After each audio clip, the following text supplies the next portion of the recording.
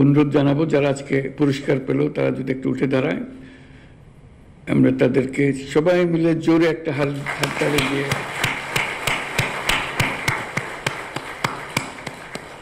আমাদের সবার পক্ষ থেকে অভিনন্দন এই রাষ্ট্রীয় পুরস্কার পাওয়ার জন্য। দেশের সকল মানুষের পক্ষ থেকে আমরা অভিনন্দন জানালাম। ধন্যবাদ।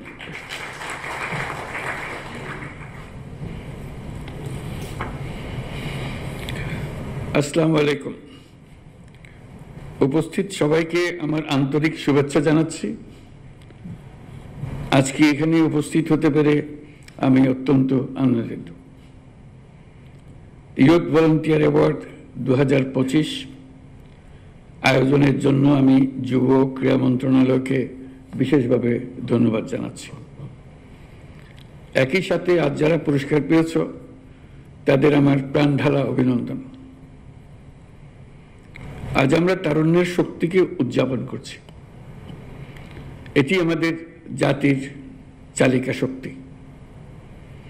আমি দৃঢ়ভাবে বিশ্বাস করি, যখন একটি দেশের যুব সমাজ সক্রিয় থাকে, উদ্যমী এবং উদ্ভাবনী শক্তিতে বলীয়ান হয়, তখন কোনো প্রতিবন্ধকতাই তাদের অগ্রযাত্রাকে থামিয়ে রাখতে পারে না। আমাদের তরুণদের উদ্ভাবনী শক্তি আজ কেবল শিক্ষাক্ষেত্রেই সীমাবদ্ধ নেই। তরুণরা স্বাস্থ্যসেবা, পরিবেশ সুরক্ষা, দারিদ্র্য বিমোচন এবং সামাজিক ন্যায় বিচার প্রতিষ্ঠায়ও অগ্রণী ভূমিকা পালন করছে। এই তরুণরাই 24-এর গণঅভ্যুত্থানের নেতৃত্ব দিয়েছে। তরুণরাই যুগে যুগে দেশের ইতিহাস রচনা করেছে। আমাদের চলার পথে প্রতিনিয়ত নতুন নতুন চ্যালেঞ্জ আসবে।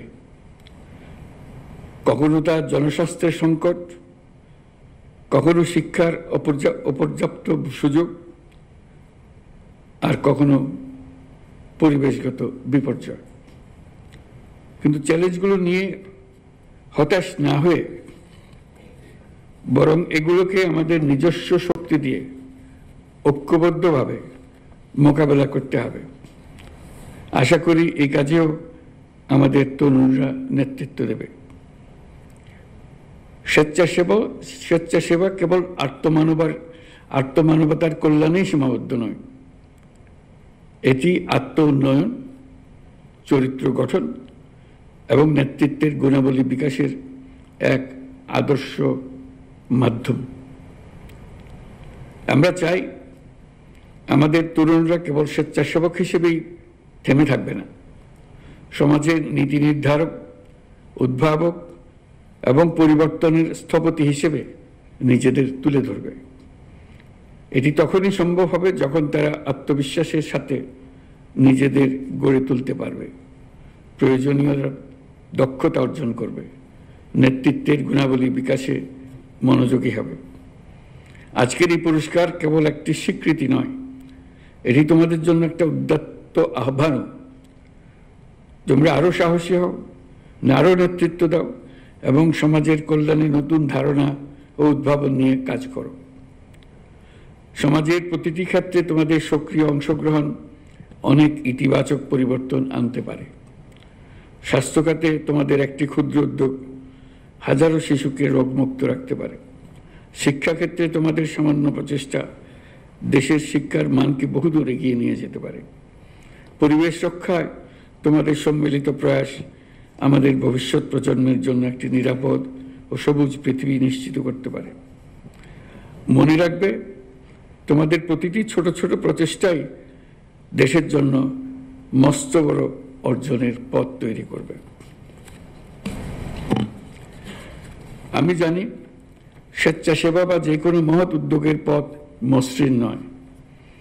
সময়, অর্থ এবং মানসিক চাপে বহুবিধ চ্যালেঞ্জ সৃষ্টি করে। এর মধ্যে দিয়েই আমাদের ধৈর্য, সহনশীলতা ও নেতৃত্বের মতো মহৎ গুণাবলী অর্জন করে নিতে হবে।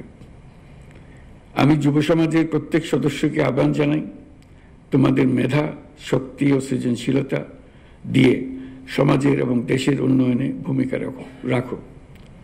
তোমাদের সাফল্য কেবল ব্যক্তিগত অর্জনে সীমাবদ্ধ না রেখে অন্যদের জন্য অনুকরণীয় দৃষ্টান্ত করো।